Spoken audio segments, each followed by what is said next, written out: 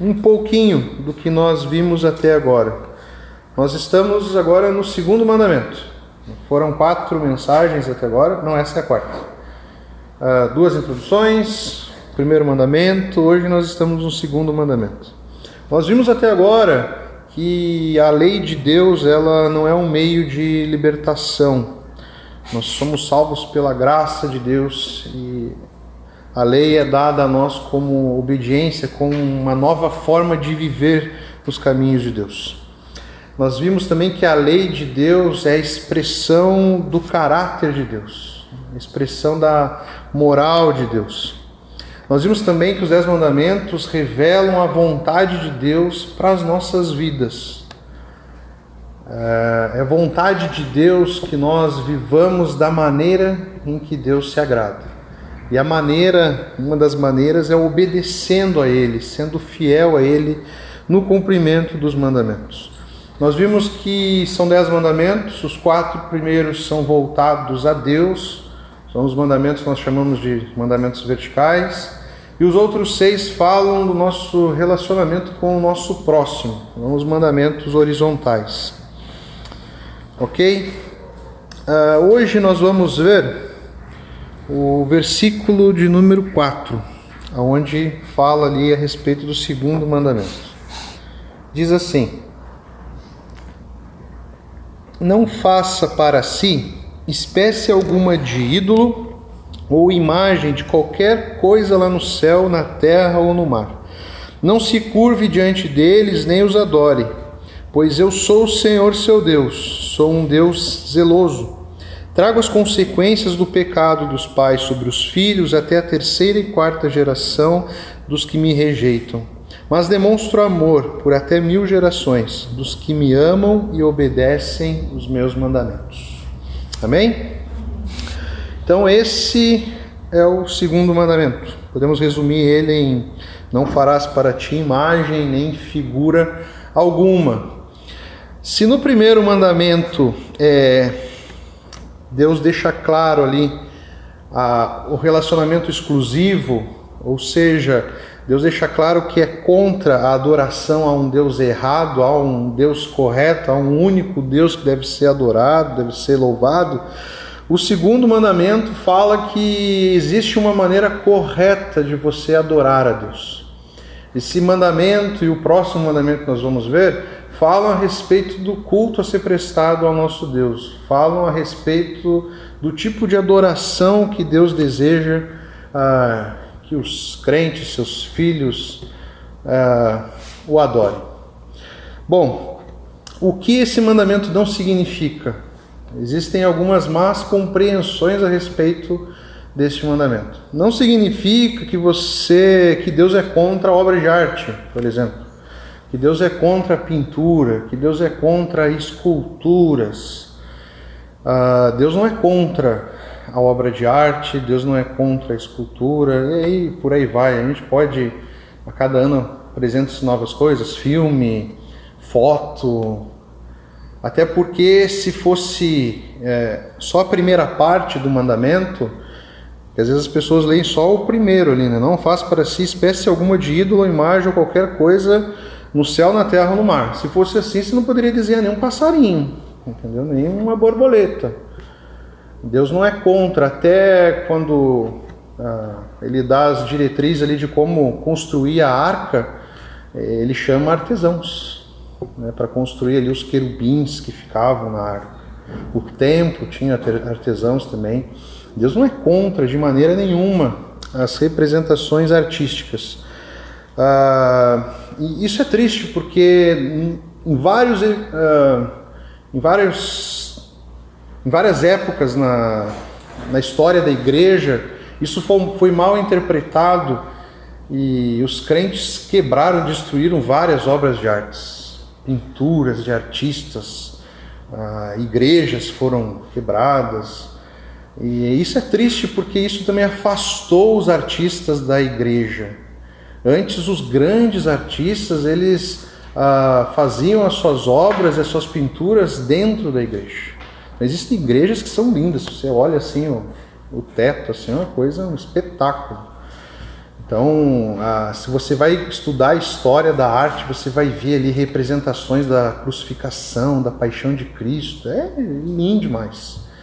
Só que a má interpretação colocou essas coisas como coisas seculares, coisas do mundo. Então, o que Deus deixa claro aqui é que você não deve fazer escultura, pintura, seja o que for, e prestar culto a essas coisas.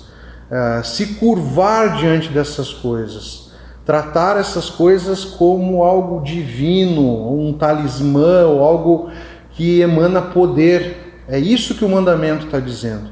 Você não deve construir ídolos ou representações de Deus e prestar culto a essas coisas. Um livro que eu tenho estudado junto com a série do De Jong, ele fala: o que ele proíbe é atribuir a qualquer objeto eficácia espiritual, como se os artefatos feitos por homens pudessem nos aproximar de Deus, representá-lo ou estabelecer comunhão com ele. Ou seja, o errado é você tratar objetos, tratar ídolos como representações de Deus e crendo que ali há algo eficaz no seu relacionamento espiritual com Deus. Então nós temos vários exemplos a respeito dessas coisas. O exemplo mais claro é quando o povo está ali esperando Moisés, e o povo já era sem paciência desde o tempo de Moisés. Moisés subiu lá ao monte, estava lá conversando com Deus, recebendo a lei. O povo está sem paciência. Moisés está demorando demais. Quer saber? Vamos fazer uma representação de Deus aqui, vamos prestar culto a Deus. E o que eles fizeram? Até por influência do tempo que eles estavam no Egito, eles construíram um bezerro de ouro. O pecado do povo ali não foi adorar outro Deus, foi adorar a Deus, mas da maneira errada. Eles estavam criando ali uma representação de Deus. O bezerro de ouro para eles representava o nosso Deus, o Deus que havia tirado eles do Egito. Só que Deus não se agrada desse tipo de adoração. Deus não aceita esse tipo de adoração. O nosso Deus deseja ser adorado da maneira dele. Ele não dá liberdade para nós, para adorarmos a Ele da maneira com que vier na nossa cabeça. Há uma forma correta, há uma forma certa de de adorar a Deus. Então a gente vai ver isso muito presente na vida do povo. O povo insistia várias vezes por criar representações de Deus. E isso eles aprenderam no Egito e nos outros povos ao redor ali. Lembra-se que eu falei na semana passada, acho que foi, que no Egito o faraó ele era visto como uma divindade. Ele não era apenas o faraó, um rei, um líder. Ele era visto como um Deus. Só que ele não era 100% Deus. Ele era metade Deus, metade homem. E na ideia dos egípcios, Faraó representava uma divindade maior que ele. Maior que ele. Então ele, até a morte, se você for estudar o que o ser humano já pensou e já acreditou a respeito da morte, você vai ficar assim, doido. É impressionante. Então, até por isso, o faraó ele não morria, ele vivia eternamente, porque depois da morte ele se tornava a divindade. Doido isso, né? Muito doido. E quando chega ali a época dos juízes, o povo tinha um representante que era escolhido por Deus, um juiz, um profeta. Tem uma época ali que o povo fala para Deus que é um rei, porque todos os povos ao redor adoravam e tinham um rei como o líder. Só o povo de Israel não tinha rei. E eles teimaram. Nós queremos um rei. Nós queremos um rei. É muito parecido com a tentação que a igreja muitas vezes enfrenta. Porque o mundo lá fora adora a Deus de inúmeras maneiras. Existe todo tipo que é religião, existe todo tipo que é caminho, todo tipo de adoração, todo tipo de representação de Deus. E o povo pediu, nós queremos um rei. Deus falou para eles, vocês têm certeza? Vai acontecer isso. E Deus concedeu para eles um rei, escolheu um rei para eles. Mas por que o povo queria tanto um rei? Porque o rei era uma representação de algo divino. A forma com que o rei é tratado é uma forma de adoração, de veneração. É impressionante como o ser humano tem uma necessidade de criar representações de Deus. É assustador. A gente já vai prosseguir, mas mais um exemplo, eu não falei ontem também. Paulo, quando ele vai a Atenas para evangelizar, para pregar a palavra de Deus, ele fica horrorizado com a quantidade de deuses e esculturas e divindades que existiam em Atenas. Ele fica assustado, espantado. Nossa, esse pessoal tem fé, mas está depositando no lugar e está fazendo isso da maneira errada. E até eu acho muito legal a maneira com que Paulo fala de Deus. Paulo está andando lá e tem um altar que está vazio. E está escrito assim, o Deus desconhecido.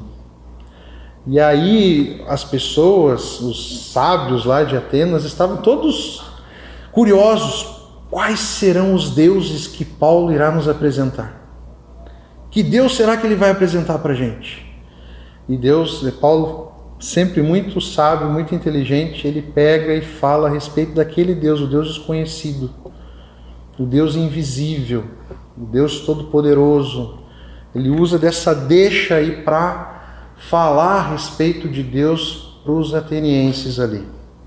Bom, mas por que nós não devemos adorar a esculturas? Por que nós não devemos adorar a Deus? Não devemos fazer representações de Deus? Eu vou dar aqui alguns argumentos, mas para mim um argumento já basta. Para mim eu sou bem direto. Porque Deus não quer. Simples. Para mim eu já ficava nesse. Deus não quer. Simples. Ele falou, ele mandou, deu, ponto final. Mas o ser humano é teimoso. Precisa que Deus dê argumentos para ele, né? Então, beleza. Deus, ele é incomparável. Incomparável. Não há nada nesse mundo, no céu, na terra, no mar, que se compare a Deus. Então, não é possível você fazer algo que represente Deus na sua totalidade. Lá em Isaías 40, do 18 ao 25, olha só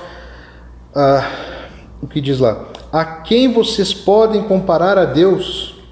Que imagem usarão para representá-lo? Acaso pode ser comparado a um ídolo feito num molde, coberto de ouro, enfeitado com correntes de prata? Quem é pobre demais para ter um ídolo desses pode escolher madeira que não apodrece e um artesão habilidoso para entalhar uma imagem que não tombe. Acaso não ouviram, não entendem? Estão surdos para as palavras de Deus? Palavras que ele falou antes que o mundo existisse? Será que são tão ignorantes? Deus se senta acima do círculo da terra. Para eles, as pessoas lá embaixo parecem gafanhotos. Estende os céus como uma cortina e faz com eles sua tenda. Julga os poderosos do mundo e reduz todos eles a nada. Mal são plantados, mal chegam a criar raízes, logo murcham. Quando sopra sobre eles, o vento os leva embora como palha. A quem vocês me compararão? Quem é igual a mim? Pergunta o santo. Tá claro? Vocês viram a imagem que o povo usa para comparar a Deus, para representar Deus? Um boi, um bezerro. Um animal que mastiga pasto. Até se você for ver ali na cronologia da história, ali, muitas pessoas morreram por causa disso. Olha só, não há representação possível, digna de Deus. Deus, ele é incomparável. Você já viu Deus? Deus, ele foge da nossa compreensão. Nós vamos ver mais para frente, é possível nós conhecermos um pouco de Deus quando nós olhamos para Jesus. Porque Jesus é a forma de Deus revelada a nós. Jesus se fez homem, Jesus viveu entre nós. Então Jesus é compreensível a nós. Jesus está mais perto por ele ter vivido aqui, ter mostrado os atributos de Deus no nosso mundo, na nossa vida. Agora Deus, ele é incompreensível. Isaías 55:9 vai dizer: pois assim como os céus são mais altos que a terra, meus caminhos são mais altos que os seus caminhos, e meus pensamentos mais altos que seus pensamentos. Romanos 11:33 vai dizer: como são grandes as riquezas, a sabedoria e o conhecimento de Deus. É impossível entendermos suas decisões e seus caminhos. Eu estava falando ontem, eu não sei se você já passou por isso, mas às vezes nós cometemos burrices. E uma grande burrice que um ser humano pode cometer é querer tirar satisfação com Deus, querer corrigir Deus. Ou falar para Deus assim: o senhor tem certeza do que o senhor está fazendo? Eu não sei se você já fez isso, eu já fui burro o suficiente para fazer isso. Querer questionar Deus. Deus, está vendo o que está acontecendo com a minha vida? Muitas pessoas devem ter se dirigido a Deus na pandemia e ter dito assim: Deus, o senhor tem ciência do que está acontecendo? Será que o senhor está tão preocupado em cima, conversando com Moisés, Abraão? Está vendo? Gente, os nossos pensamentos não são os pensamentos de Deus. Nós temos um limite, nós temos um teto. Deus, ele nos surpreende, Deus age de maneiras que nós, se bobear, nós nunca vamos entender. Deus, ele só deixa você entender aquilo que ele permite. Você não vai compreender tudo. Por isso que nós temos que ter humildade, muitas vezes, de dizer assim: eu não sei. Então, se você fizer estudo comigo, ouvir eu pregar, muitas vezes você vai ouvir eu falar: eu não tenho ideia. Por exemplo, uma coisa que a Bíblia nos ensina é que Jesus Cristo é 100% homem e 100% Deus. E as pessoas me perguntam assim: como isso? Não sei. Não sei. É Deus. Só sei que a Bíblia é clara. Há textos que mostram a divindade de Deus e há textos que mostram a humanidade de Deus. Agora, como ele faz isso?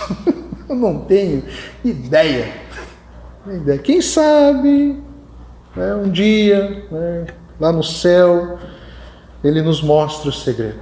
Tem uma canção bem conhecida, acho que é Leonardo Gonçalves, que ele fala: ninguém explica Deus. Tem como você explicar Deus, você detalhar Deus. Não tem como você colocar Deus dentro de uma caixinha. Deus, ele é incontrolável. Incontrolável. Salmo 115, do 3 ao 8, vai dizer assim: nosso Deus está nos céus e faz tudo como deseja. Seus ídolos não passam de objetos de prata e ouro formados por mãos humanas. Têm boca, mas não falam, olhos, mas não veem. Têm ouvidos, mas não ouvem, nariz, mas não respiram. Têm mãos, mas não apalpam, pés, mas não andam, garganta, mas não emitem som.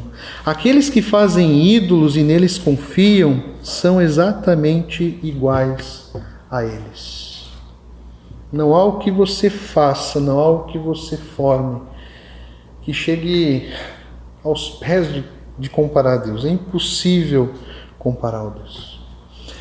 O ser humano, ele não é à toa que é a nossa cultura pop. Nós vivemos num mundo onde o que manda na cultura pop hoje são os filmes de super-heróis. 100%. Não se, é só super-herói que a gente vê. Eu gosto pra caramba, eu adoro maratonar, série, adoro. Mas por que existem tantos super-heróis? Porque o grande desejo do ser humano, né, a vontade do ser humano é ser um Deus, é se tornar um Deus, é ser imortal. O Grêmio já tentou isso várias vezes e mostrou que não é possível. Bom, mas esse sempre foi um sonho, um desejo do homem. Outro desejo do homem é o seguinte: bom, já que eu não posso me tornar um Deus, quem sabe eu posso controlar o meu Deus. Aí nós vamos também para a cultura pop aí. Eu gosto muito de um desenho que agora voltou de novo à tona, que é o Aladim. Quem nunca sonhou em ser o Aladim? Não por causa da esposa dele, que eu sempre me esqueço o nome, Jasmine. Não é por causa do tapete mágico que o Aladim tem, mas é porque o Aladim ele tem um gênio da lâmpada, que nada mais é do que um Deus. Momento que Aladim quer, ele vai lá, esfrega a lâmpada e o gênio surge e faz a vontade dele, da maneira com que ele quer, da maneira com que ele deseja. E depois ainda, Aladim tem a ousadia de dizer assim, volta para a lâmpada. Então o ser humano, ele acha que pode controlar Deus, manipular Deus. Eu dei um exemplo semana passada da questão dos ídolos, né, das representações de santos e a forma que muitas pessoas agem com relação aos santos, né? Eles se dirigem ao santo ali e falam assim, se você não fizer isso para mim, eu vou pegar você e vou te deixar lá no congelador. Você não vai sair de lá sem responder a minha prece, a minha oração.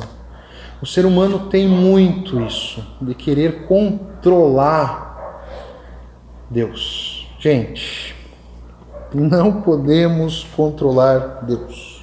Nosso Deus é incontrolável, nosso Deus é indomável. Nós não seríamos nada e não somos nada sem a misericórdia de Deus.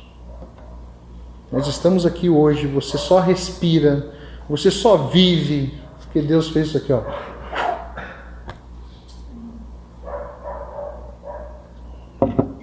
A prova que nós não somos nada, quando nós morremos, nós viramos terra, pó. Nós não somos nada.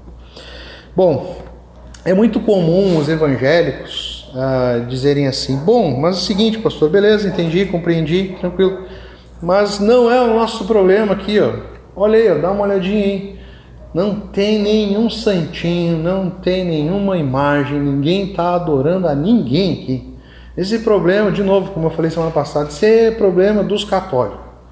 Eles que são idólatras, eles fabricam inúmeras estátuas, inúmeros santos, inúmeros deuses. É interessante que se você for perguntar para algum líder católico, um padre, qualquer um líder católico, se perguntar para ele, eles vão justificar a adoração deles. Eles vão falar que a adoração que eles prestam a Deus é diferente da adoração prestada aos santos. Eles diferenciam a adoração de veneração. Então, latria, adulia, tem uma diferença. Então eles justificam dessa maneira. Não, é que, na verdade, nós estamos apenas elogiando o santo, admirando os santos. Não é prestado culto, não é prestado louvor a esses santos. O louvor a Deus é diferente. Só que na prática, isso não existe. Na prática, o louvor e a adoração é prestada aos santos. E a cada dia surgem santos, pessoas santificadas, santos que surgem do nada. Então, isso é errado. Eles fazem da maneira errada. Só que não é algo exclusivo dos católicos. Infelizmente, isso tem adentrado ao nosso mundo cristão, nosso mundo evangélico. Podemos não ter estátuas, mas é muito comum hoje, é muito triste venderem nas igrejas coisas sagradas que emanam poder, vendendo cruzinha, o olho da cara, R$200, vendendo vassoura mágica que vai tirar as coisas ruins de casa a R$300, artefatos de inúmeras maneiras. Eu falei ontem, pedaço do terno ungido do pastor. Por isso que eu não tenho terno, eu vendi todos os meus, entendeu? Já foi, entendeu? Se você quiser, espera eu poder comprar outro, tá? É triste, gente, é triste. As pessoas colocam fé, colocam poder em objetos e em coisas, como se aquilo ali fosse sagrado, mágico, como fosse um talismã. Não há problema nenhum você ter, por exemplo, uma correntinha com a cruz. Não há problema nenhum. Até, se não me engano, na Páscoa passada, a gente distribuiu várias correntinhas com a cruz e o coração aqui. E eu lembro que quando a gente distribuiu no culto, eu fiz questão de falar para os irmãos assim: isso aqui é uma simples correntinha. Não há poder, não há nada mágico. Isso aqui é só para você ficar bonito. O errado é você pegar essa correntinha, essa cruz e tratar ela como algo mágico, algo que emana espiritualidade, emana fé. Os católicos usam muito o terço, né? Vou estar com esse terço, então eu estou bem, estou com sorte. E isso extrapola o mundo, né? Pessoas, ao torcer para o time de futebol, que não trocam a cueca, né? A roupa. Eu já fui muito disso, assistir o jogo assim. Eu já fiz. Da cueca eu não fiz. Mas a gente acaba caindo nessa de depositar fé e representar a Deus em algo. Você não precisa de um representante para chegar até Deus, porque Jesus Cristo nos reconciliou com Deus. Ele rasgou o véu, ele rasgou tudo aquilo que separava. Se tem algum lugar que você deve olhar, se tem alguém que você deve depositar fé, é Jesus. Você não precisa de objeto, você não precisa de um pastor que seja santo, perfeito. Ontem eu estava falando também que uma das igrejas que eu passei, e nunca vou me esquecer, ela me chamou para conversar e falou assim: pastor, eu vou ser sincero com o senhor. Eu não venho só aqui na sua igreja. Eu acho muito engraçado quando dizem a minha igreja, né? Então eu não sou dono de nada aqui. Aí ela falou assim: sabe por quê, pastor? Porque quando o senhor prega, eu entendo a Bíblia. É clarinho, é muito bom. Parabéns, eu entendo, o senhor não grita, né? O senhor explica o que está escrito ali, a gente lê, é muito bom. Mas pastor, eu vou na quinta-feira, lá na outra igreja, porque lá aquele pastor tem uma oração poderosa, uma oração forte, entendeu? Então, eu estava dizendo que eu era fraco, né? Que a minha oração não tinha poder. E eu falei para ela: a senhora está certíssima com relação à minha pessoa. Eu sou fraco mesmo. Eu sou fraco mesmo. Eu sem Jesus eu não sou nada. A senhora, tá certo. Mas as pessoas precisam de algo às vezes. Precisam tocar em algo. Acabam sendo escravas de uma religiosidade enganosa. Uma religiosidade que coloca fardos, que suga e que não aponta para Jesus. Não aponta para Jesus. Jesus, ele é suficiente para a nossa vida. Lutero, na Reforma, se não me engano, num dos filmes, é no filme mais antigo que conta a história de Lutero. Recomendo vocês assistirem, é muito bom. E recomendo o antigão. Os dois são bons. Mas tem uma parte do filme que Lutero está conversando com algum representante lá da igreja na época, e ele falando a respeito da idolatria, a respeito dos deuses, a respeito das estátuas. E aí o representante da igreja fala assim: Lutero, você precisa entender que se nós tirarmos as estátuas, os santos, todos os objetos, artefatos, a quem as pessoas vão se agarrar?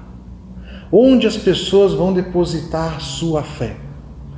Aí Lutero vira para ele e fala: o justo viverá pela fé. Elas só precisam de Jesus. Você precisa entender que você só precisa de Jesus. Amém?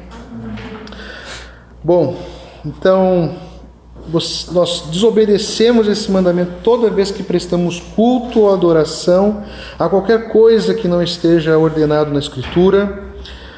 O nosso culto não deve ser um culto com figuras, um culto com amuletos, um culto com imagens. Nós temos que cuidar até a forma que nós prestamos o nosso culto. O nosso culto não pode ser um culto cheio de firula. Não pode ser um culto, isso aqui não é show. A atenção toda deve ser para Jesus.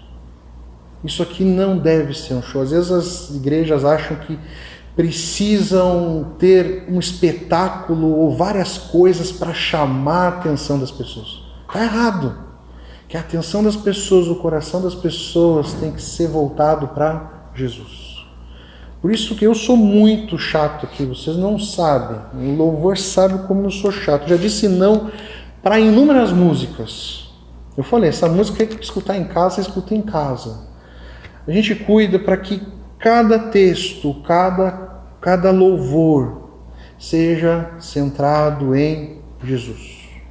A mensagem, ela precisa ser uma mensagem bíblica, voltada para Jesus. Então nada pode tirar o foco, a atenção de Cristo. Esse texto ele fala outra coisa ali para baixo. Se você prestar atenção, ele fala a respeito de consequências.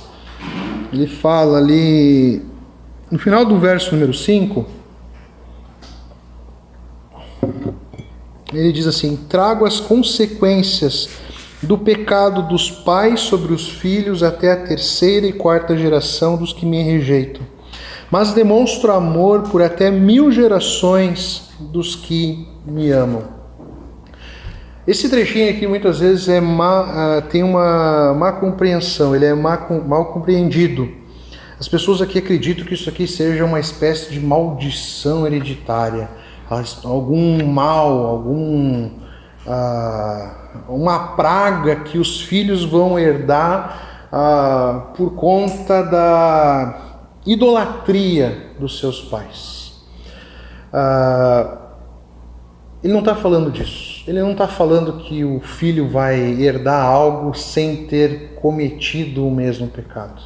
Aqui ele está falando que se o pai for um idólatra, se o pai tiver a adoração voltada a Deus, aos deuses falsos, a ídolos, os filhos vão ir pelo mesmo caminho, porque vão imitar os seus pais.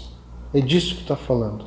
A influência de uma adoração errada, a influência de uma adoração voltada para ídolos.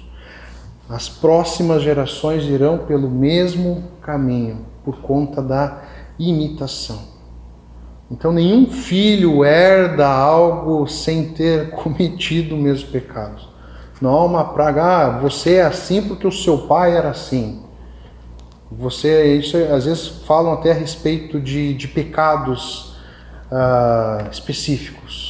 Aqui está falando uma questão lógica, de educação. Por isso que a palavra de Deus diz que nós devemos ensinar aos nossos filhos o caminho onde ele deve andar. Se você adorar estátuas, o teu filho, por influência, por educação, ele vai pelo mesmo caminho. E aqui mostra a misericórdia de Deus com relação a isso. Ele fala da consequência ruim até a 4ª geração. Você viu aqui as consequências boas de uma adoração certa, de uma adoração correta? Quantas gerações dizem aqui? 1000. Até aqui Deus mostra a sua misericórdia. Se nós estamos aqui hoje é por conta dessa palavra. É por conta dos nossos pais, dos nossos avós, é por conta do povo que foi fiel a Deus e a mensagem chegou até nós. Eu acho interessante, eu estava falando a respeito, eu vejo isso muito lá em casa. Tem uma coisa que eu me preparei muito psicologicamente lendo e tal, é para a paternidade. E é a coisa que eu mais oro a Deus. Me dê sabedoria para criar essa menininha aqui. Desde já eu estou vendo que vai ser um desafio. E eu acho interessante vários momentos. Nós temos algumas, por exemplo, a Sofia ela tem uma dieta exclusiva dela. Ela não come sal ainda, ela come a gororoba dela lá. Só que se a gente não estiver comendo a mesma coisa que ela, é um problema. Hoje, por exemplo, a Sofia tinha a gororobinha dela lá e eu fiz uma massa para minha esposa pelo Dia das Mães. Caprichei no molho, caprichei no tempero, uma massa maravilhosa. A Sofia virava para a massa,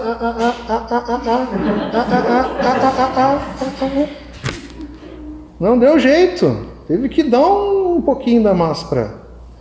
Aí eu encomendei uma torta para minha esposa. Hoje eu caprichei, tem uma torta que ela gosta lá. Aí quando a Sofia viu a torta, aí a prima, aqui não vai rolar, está muito cedo ainda. Não adianta o que você diz, os filhos imitam os pais, eles eles olham as atitudes, eles olham os gestos. Eu me impressiono a cada dia lá em casa. A Sofia a gente freia com relação a telas. A gente lá tem um momento que a gente mostra um videozinho, eu mostro uns bichinhos para ela. Ela adora bicho, né? No celular, mas a gente evita. E às vezes ela está na sala brincando, eu quero olhar um jogo, quero olhar um filme. E aí a regra é que ela não pode. Só que olha só o que o pai tenta fazer. Isso é errado, tem que mudar isso. É errado, eu confesso que é errado. Eu tô lá, ligo a televisão, a pobrezinha tá jogando lá, brincando com as coisinhas dela. De repente ela começa a virar o pescocinho dela, quer olhar. E aí o que o papai fala? Não é para olhar. Ela vira para mim, não. E eu sigo olhando. Aí passa mais um pouco, a cada dia parece que ela me olha e ela diz assim na cabecinha dela: papai, por que o senhor olha se não é para mim olhar? Vai chegar um dia que ela vai questionar isso. Eu estou esperando o dia que ela vai falar exatamente isso. É assim o último. Às vezes eu emendo falar da minha gordinha. Isso que aconteceu nesses dias nunca prefez. Nunca prefez. A Sofia pegou uma bolsa da Pri que estava no chão. Estava ali uma bolsa vazia. Ela pegou a bolsa, botou no ombro, saiu no corredor, mandando beijo e foi para a porta. Nunca foi ensinado, nunca foi colocada a bolsa nela. Mas é de ver a mãe pegar a bolsa, botou a bolsinha. Então, pais, saibam disso. As recompensas são maravilhosas por um filho criado no caminho correto. Mas é que nem eu falo quando a gente vai apresentar a criança aqui, vem um pai que não é cristão ou não é assíduo na igreja. Eu sempre falo, gente, isso aqui não adianta nada se em casa você não buscar a Deus. Não adianta nada você vir aqui a gente fazer uma oração se em casa você não lê a Bíblia, se em casa você não faz culto com o teu filho.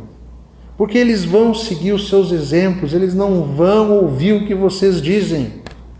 Não vai ouvir. Tem uma frasezinha que eu acho muito legal. O que você faz fala tão alto que eu não consigo ouvir o que você diz. Você precisa entender isso. A criação dos filhos é dessa maneira.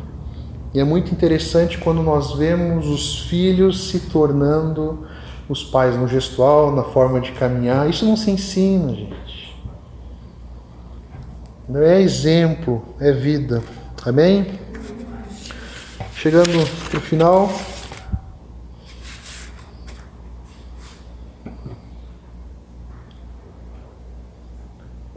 Como podemos cumprir esse mandamento? Vamos colocar em prática esse mandamento. Primeiro você precisa entender algumas coisas. Vou reforçar aqui algumas coisas. Entenda que nós não conseguimos comparar Deus com nada que conhecemos, pois tudo que conhecemos é criação dele. Entenda, isso não é possível.